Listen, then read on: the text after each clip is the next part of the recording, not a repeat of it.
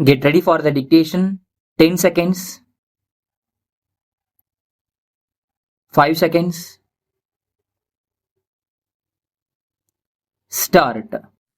Speaking on the demand for grant for motor vehicles administration in the Legislative Assembly, an honorable member said, Mr. Speaker, sir, much has been said by honorable members who have already spoken about the working of the State Transport Department.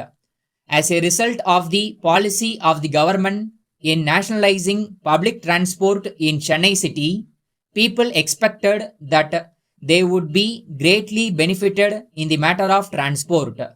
Honorable members explained the difficulties experienced by the people in this connection. I would like to explain the difficulties experienced by the standing passengers traveling in the city buses. The government have got a lot of resources both in men and money. I do not see any reason why even after the introduction of big buses providing seating accommodation to a large number of persons, they should still provide for standing accommodation in those buses. What happens is this.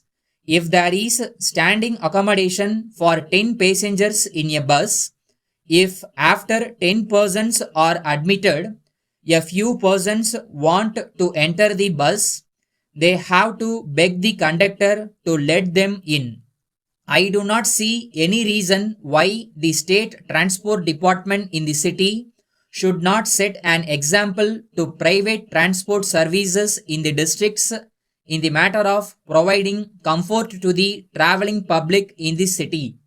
Again, with regard to these large buses, we have found in our actual experience that they are not able to negotiate narrow turnings.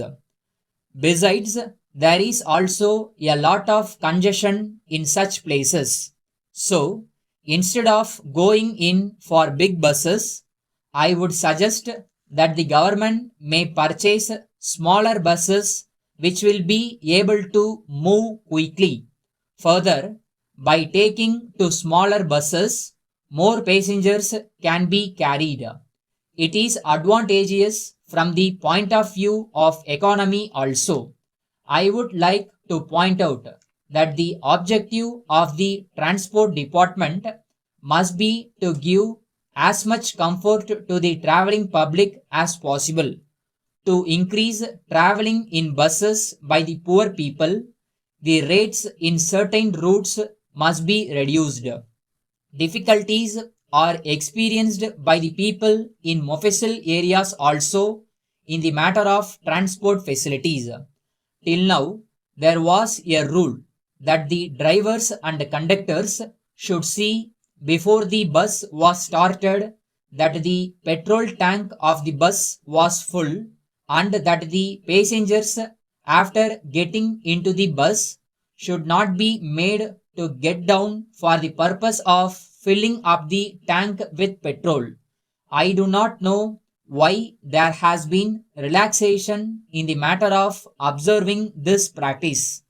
As soon as passengers get into a bus, when they are anxious to reach their destination as quickly as possible, suddenly at the instance of the conductor, all passengers are made to get down the bus so that the petrol tank in the bus may be filled up with petrol.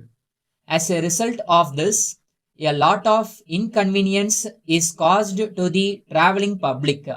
I request that this may be avoided.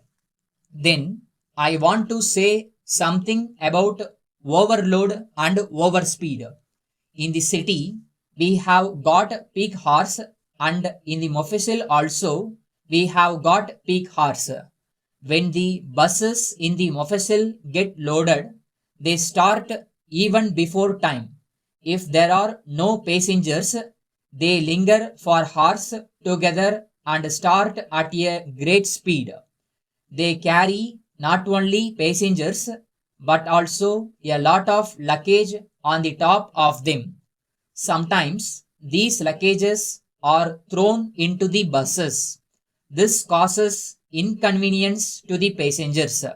This is a matter which should be remedied by the government.